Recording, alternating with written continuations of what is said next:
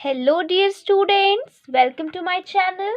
तो previous video में मैंने आपको एनसीईआरटी बुक से chapter 3 that is pair of linear equations in two variables के एक्सरसाइज 3.4 के क्वेश्चन नंबर 2 को डील किया था। ठीक है, तो आज मैं इस वीडियो में एनसीईआरटी बुक के एक्सरसाइज 3.2 के क्वेश्चन नंबर 4 के 3rd नंबर को समझाऊंगी, एक्सप्लेन करूंगी। ओके, तो चलिए हम लोग एक बार क्वेश्चन नंबर 4 है क्या वो देख लेते हैं। क्वेश्चन है आपका, which of the following pairs of linear equations are consistent oblique inconsistent, if consistent obtain the solution graphically. Okay, तो दैट मीन्स कि आपको एक pair of linear equations given होगा क्वेश्चन में और आपको उसको चेक करके बताना है कि वो कंसिस्टेंट है या इनकंसिस्टेंट है। तो कंसिस्टेंट और इनकंसिस्टेंट का क्या मतलब है? तो अगर हम लोग सॉल्यूशन बेसिस पर देखें तो पेयर ऑफ लीनियर इक्वेशंस जो होते हैं वो दो तरीके के होते हैं। ठीक है, पेयर ऑफ लीनियर इक्वेशंस कैसे होते हैं? दो तरीके के होते हैं। पहला क्या होता है? कंसिस्टेंट। पहला क्या होता है? Consistent pair of linear equation. ठीक है, और दूसरा होता है इनकंसिस्टेंट। दूसरा क्या होता है? इनकंसिस्टेंट। ठीक है, अब वो पेयर ऑफ लीनियर इक्वेशन जिसके पास सॉल्यूशन होते हैं, मतलब जिनके सॉल्यूशन एग्जिस्ट करते हैं, वो पेयर ऑफ लीनियर इक्वेशन आपका कंसिस्टेंट कहलाता है। और वो पेयर ऑफ लीनियर इक्वेशन जिसके सॉल्यूशन एग्जिस्ट नहीं करते हैं, वो पेयर ऑफ लीनियर इक्वेशन आपका इनकंसिस्टेंट कहलाता है। ठीक है, मतलब वो पेयर ऑफ लीनियर इक्वेशन जिनके पास सॉल्यूशन होता है, जिनका सॉल्यूशन पॉसिबल है, वो consistent pair of linear equation कहलाएंगे, और जिनका सॉल्यूशन पॉसिबल नहीं है वो inconsistent pair of linear equations कहलाएंगे। तो आपको इस क्वेश्चन में यही चेक करना है। और आगे बोल रहा है कि if consistent obtain the solution graphically, कि अगर सॉल्यूशन एग्जिस्ट करता है मतलब कि कंसिस्टेंट होता है, तो आपको ग्राफिकली जो है उस सॉल्यूशन को ऑब्टेन करना है। ठीक है, तो चलिए सबसे पहले कंसिस्टेंट है या फिर इनकंसिस्टेंट है ये पता करने के लिए हम लोग चेक करते हैं रेशियोज का, कंपैरिजन का कॉन्सेप्ट पहले जान लेते हैं। उसके बाद इस कॉन्सेप्ट के हेल्प से हम लोग पहले चेक कर लेंगे कि वो क्वेश्चन जो है, पेयर ऑफ लीनियर इक्वेशन जो है वो कंसिस्टेंट है या फिर इनकंसिस्टेंट होगा। ठीक है, तो पहला आपका केस बनता है कि अगर a1/a2 नॉट इक्वल होता है b1/b2 के, तो इस केस में जो है आपको कैसा सॉल्यूशन मिलता है? Unique solution. Okay, now second case होता है कि जब a1/a2 is equal to b1/b2 हो जाता है but is not equal to c1/c2 होता है, तो इस केस में कैसा सॉल्यूशन मिलता है? नो सॉल्यूशन मिलता है। ठीक है, और थर्ड केस आपका बनता है कि जब a1/a2 b1/b2 के भी इक्वल हो जाता है और c1/c2 के भी इक्वल हो जाता है, तो इस केस में जो है आपका इन्फिनाइटली मेनी सॉल्यूशन एग्जिस्ट करता है। इन्फिनाइटली मेनी सॉल्यूशन एग्जिस्ट करता है। ओके, तो जब यूनिक सॉल्यूशन होता है तो आपका ग्राफ कैसा होता है? इंटरसेक्टिंग होता है।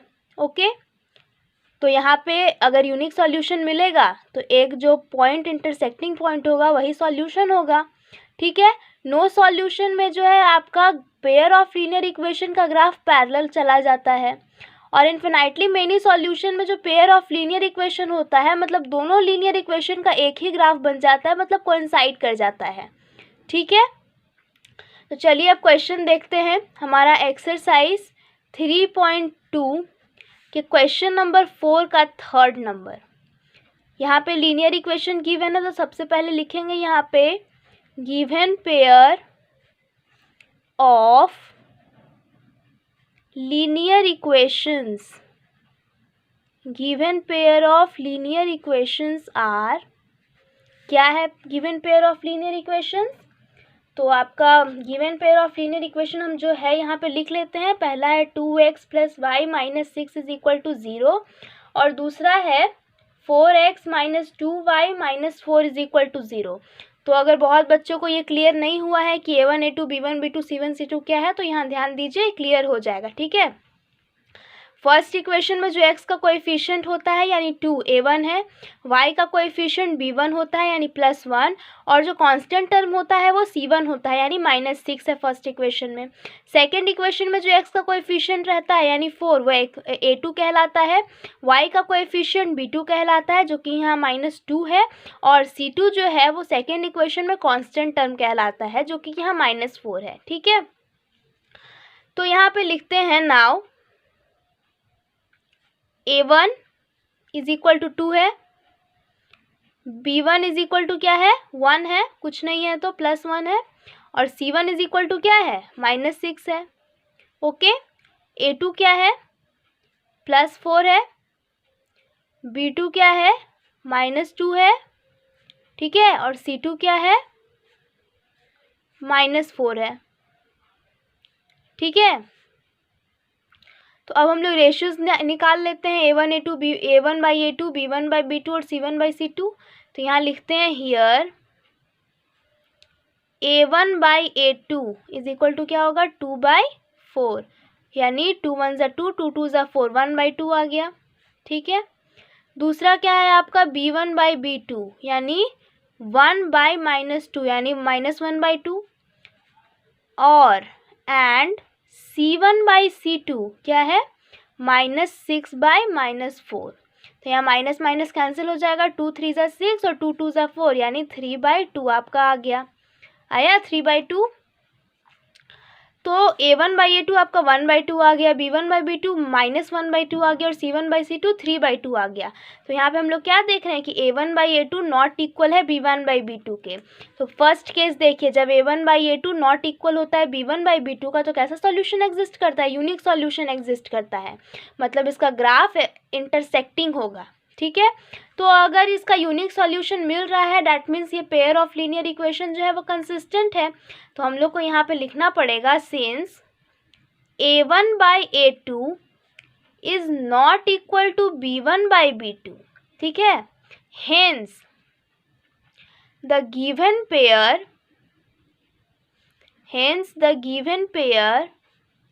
Of linear equations are consistent। कैसा है consistent, that is has solution। ठीक है, इस कंसिस्टेंट होने का क्या मतलब है कि सॉल्यूशन होगा। तो अब ये pair of linear equation consistent है, तो इसको जो है हम लोग ग्राफिकली सॉल्व करेंगे। तो हम लोग ग्राफ पेपर पे जो है दोनों इक्वेशन के लिए मिनिमम 2 पॉइंट्स फाइंड आउट कर लेते हैं। ठीक है, अगर 3 पॉइंट्स फाइंड आउट करते हैं तो बहुत अच्छी बात है, लेकिन minimum 2 points are required. Okay, तो हम लोग जो है दो कोऑर्डिनेट फाइंड आउट कर लेते हैं, इक्वेशन फर्स्ट का भी इक्वेशन सेकंड का भी, और ग्राफ पेपर पे जो है उसको प्लॉट करके देख लेते हैं। ठीक है, तो हमारा जो है इंटरसेक्टिंग ग्राफ मिलेगा, तो जो पॉइंट ऑफ इंटरसेक्शन होगा वही इस क्वेश्चन का सॉल्यूशन होगा, वही इस पेयर ऑफ लीनियर इक्वेशन का यूनिक सॉल्यूशन होगा। ठीक है, तो हम लोग सबसे पहले क्या करेंगे, ग्राफ पेपर पे जो है वो एक्स एक्सिस और वाई एक्सिस पहले खींच लेंगे। ठीक है, तो हम लोग लिखेंगे ड्रॉ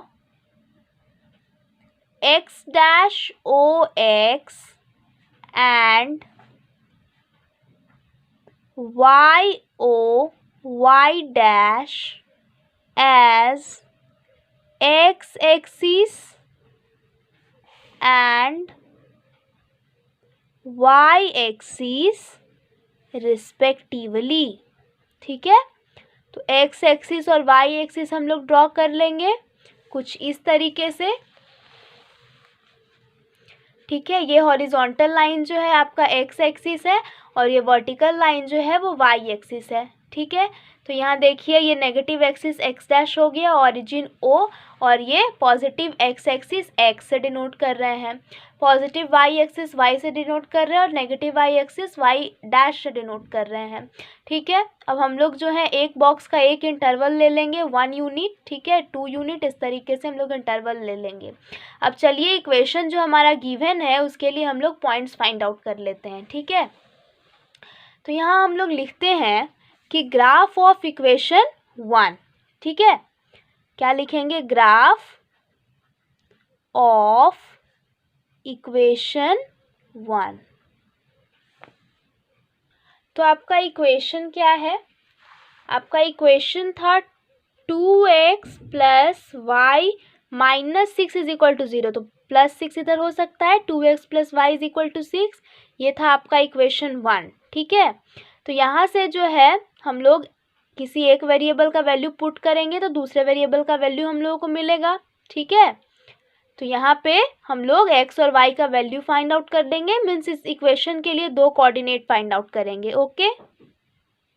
तो हम लोग यहाँ लिखेंगे कि पुटिंग द वैल्यू ऑफ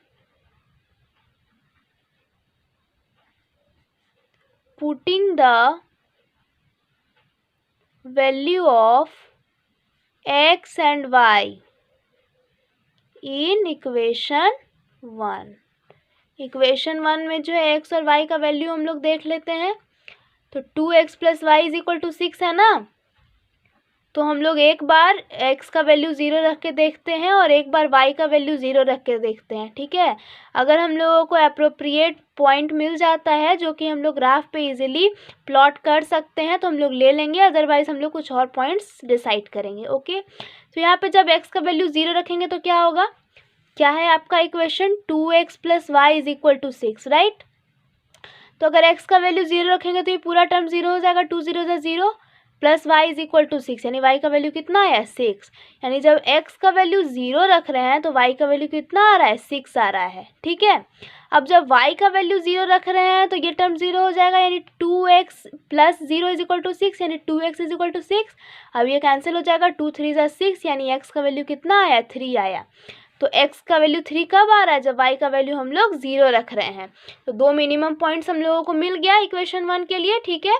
अब इक्वेशन 2 के लिए फाइंड आउट करते हैं हम लोग। तो यहाँ लिखते हैं graph of equation 2, graph of equation 2, ठीक है। तो इक्वेशन 2 आपका क्या था? 4x minus 2y minus 4 is equal to 0 था। तो इसको लिख सकते हैं 4x minus 2y is equal to plus 4। ये माइनस 4 उधर प्लस 4 चला जाएगा। जैसे यहाँ पे माइनस 6 इस साइड था तो प्लस 6 इस साइड आ गया था, ठीक है। तो अब हम लोग यहाँ भी वही काम करेंगे, लिखेंगे क्या? Putting the value of x and y in equation 2, ठीक है। इक्वेशन 2 में x और y का वैल्यू लिखते हैं। तो इसी तरीके से हम लोग बॉक्स तैयार कर लेते हैं जिसमें हम लोग 2 पॉइंट्स जो हैं वो लिख सकें, ठीक है। तो अब चलिए यहाँ देखते हैं x का वैल्यू अगर 0 रखेंगे तो क्या होगा। तो 4x minus 2y is equal to 4 है। तो x का वैल्यू 0 रखेंगे तो 4 0 ज़ा 0, ये पूरा term 0, minus 2y is equal to 4 हो जाएगा, ठीक है। तो minus 2y is equal to 4 हो गया। तो ये 2 2 ज़ा 4 है ना, तो ये माइनस उधर चला जाएगा तो y is equal to minus 2 आ गया। यानी जब x का वैल्यू हम लोग क्या रख रहे हैं? 0 रख रहे हैं, तो y का वैल्यू हमारा माइनस 2 आ रहा है। अब चलिए एक बार y का वैल्यू हम लोग 0 रख के देख लेते हैं। तो y का वैल्यू 0 रखेंगे तो क्या होगा? 4x minus 2y is equal to 4 है, तो y का वैल्यू 0 रखेंगे तो 2 0 ज़ा 0 हो जाएगा, यानी 4x इज इक्वल टू 4 हो जाएगा 0 रखेंगे तो, है ना। तो ये 4 1 ज़ा 4, यानी x का वैल्यू कितना आएगा? 1 आएगा। यानी x का वैल्यू 1 कब आ रहा है? जब y का वैल्यू हम लोग 0 रख रहे हैं, ठीक है। तो इक्वेशन 2 के लिए भी जो है हम लोगों को 2 मिनिमम पॉइंट्स मिल गया। तो अब जो है इन दोनों ग्राफ के मतलब इन दोनों इक्वेशन के कोऑर्डिनेट्स को हम लोग ग्राफ पेपर पे प्लॉट करेंगे। तो यहाँ पे लिख देते हैं plot these points on graph paper. Graph paper पे जो है हम लोग पॉइंट्स प्लॉट करेंगे, ठीक है। तो चलिए, तो इस तरीके से हम लोग ग्राफ पे जो है इंटरवल ले चुके हैं। अब चलिए इक्वेशन 1 के लिए जो है हम लोग प्लॉट करते हैं पॉइंट्स। तो इक्वेशन 1 के लिए देखिए, जब x 0 है तो y आपका क्या है? 6 है। तो जब x 0 रहेगा, आपका x 0 है तो y आपका क्या है? 6, यानी ये वाला पॉइंट है। x 0 रहेगा तो y 6 होगा, ये पॉइंट है 0, 6, ठीक है। दूसरा पॉइंट आपका क्या है, दूसरा पॉइंट है जब x वाला 0 रहेगा, x वाला 3 रहेगा तो y वाला 0 रहेगा, ठीक है। तो जब x वाला 3 रहेगा तो 1 2 3, ये है x वाला 3 तो y वाला 0 रहेगा, यानी यही वाला पॉइंट होगा। x का वैल्यू 3 होगा तो y का वैल्यू 0 होगा। अब आपको 2 पॉइंट मिल गया है इक्वेशन 1 के लिए, तो इक्वेशन 1 का दोनों पॉइंट्स को जो है आप यहाँ पे ज्वाइन कर देंगे, ठीक है। सॉरी, थोड़ा सा आप लोगों को ध्यान से जो है दोनों पॉइंट्स को ज्वाइन करना पड़ेगा, ठीक है। तो ये जो आपको मिला ग्राफ, ये इक्वेशन 1 का ग्राफ मिला, ठीक है। लीनियर इक्वेशन का कैसा ग्राफ मिलता है, लीनियर, ठीक है। अब दूसरा इक्वेशन के लिए चलिए प्लॉट करते हैं। जब x का वैल्यू 0 है तो y का वैल्यू -2 आएगा। तो x का वैल्यू जब 0 है तो y का वैल्यू कितना आएगा, -2, यानी ये वाला पॉइंट। जब x का वैल्यू 0 है तो y का वैल्यू -2 आएगा, क्लियर। अब दूसरा पॉइंट क्या है, चलिए देखिए, x का वैल्यू जब 1 रहेगा तो y का वैल्यू 0 रहेगा, ठीक है। तो x का वैल्यू जब 1 रहेगा तो y का वैल्यू 0 रहेगा, यानी ये वाला पॉइंट हुआ आपका। जब x का वैल्यू 0 रहेगा तो y का वाला पॉइंट आपका कितना रहेगा, सॉरी, जब x का वैल्यू आपका 1 रहेगा तो y वाला आपका 0 रहेगा, 1,0 वाला ये पॉइंट है, ठीक है। तो अब इन दोनों को हम लोग ज्वाइन कर देते हैं, ओके। तो हम लोग इन दोनों पॉइंट्स को जो है ज्वाइन कर लेते हैं पहले, ठीक है। तो ये आपका बन गया, तो ये जो है आपका इक्वेशन 2 का ग्राफ हो गया। तो जैसा कि यूनिक सॉल्यूशन में इंटरसेक्टिंग ग्राफ होता है, उसी तरीके से ये ग्राफ भी आपको इंटरसेक्टिंग दिख रहा है, और इसका पॉइंट ऑफ इंटरसेक्शन कहाँ है, इस पॉइंट पे। तो ये कौन सा पॉइंट है, यहाँ पे x एक्सिस 2 है और y एक्सिस भी 2 है, यानी 2,2 है आपका सॉल्यूशन, ठीक है। तो यहाँ पे हम लोग लिखेंगे कि द टू लाइन्स